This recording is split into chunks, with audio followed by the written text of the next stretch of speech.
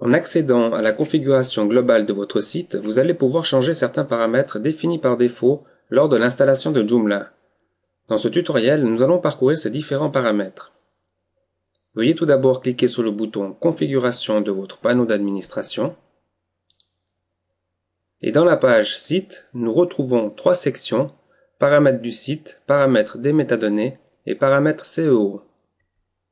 Dans la section Paramètres du site, vous avez la possibilité de mettre votre site hors ligne, en cas de maintenance par exemple, ainsi que de définir le message qui s'affichera à l'écran lorsque l'internaute accédera à votre site.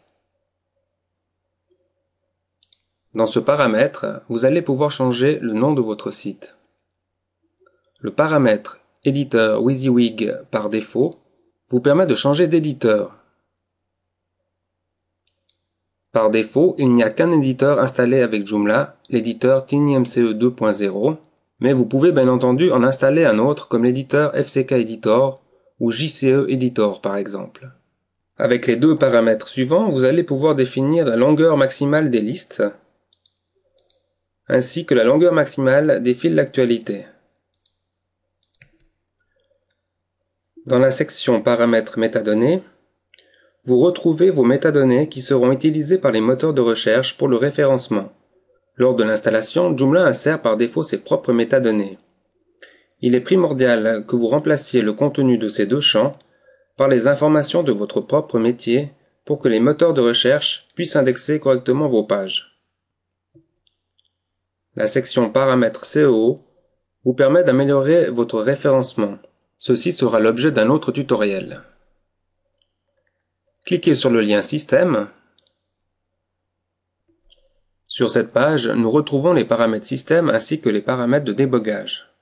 Pour une utilisation standard de Joomla, veuillez laisser les options de ces deux sections avec leur valeur par défaut. Le bloc contenant les paramètres utilisateurs vous permet par exemple d'autoriser l'enregistrement des utilisateurs sur votre site. La section Paramètres du cache vous permet d'activer ou non le cache. Si votre site génère beaucoup de trafic, veuillez cocher cette option et définir la durée de vie du cache. Dans le cas contraire, n'activez pas cette option. La section Configuration des sessions vous permet de déterminer la durée maximale en minutes de la session des utilisateurs avant que ceux-ci ne soient déconnectés lors d'inactivité. La section Paramètres des médias contient les paramètres du gestionnaire de médias Joomla. Vous pouvez par exemple définir une extension supplémentaire autorisée par le gestionnaire, la taille maximale d'un fichier, le chemin vers le dossier des fichiers ainsi que le chemin vers le dossier des images. Cette section fera également l'objet d'un tutoriel.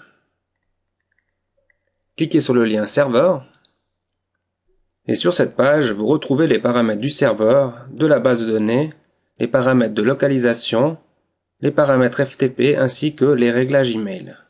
En général, les paramètres du serveur n'ont pas besoin d'être modifiés. Par contre, dans le cas où vous changeriez de base de données, les paramètres de la base de données pourront être modifiés. Si vous rencontrez des problèmes à l'installation de certains composants, veuillez activer les paramètres FTP et définir les paramètres de connexion au serveur FTP. Enfin, la section Réglages email vous permet de définir vos paramètres d'envoi d'email.